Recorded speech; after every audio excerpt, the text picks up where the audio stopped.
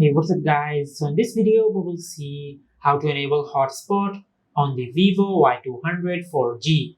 Now to do that, just open the settings app on your smartphone. Now from here, just tap on more connections. Now from here, just tap on hotspot and tethering. Now from here, just enable Wi-Fi hotspot. And also there is another method to enable the hotspot on your smartphone. Now to do that, just swipe down from the top of the smartphone to open the control center. Now from here, you can enable or disable the hotspot.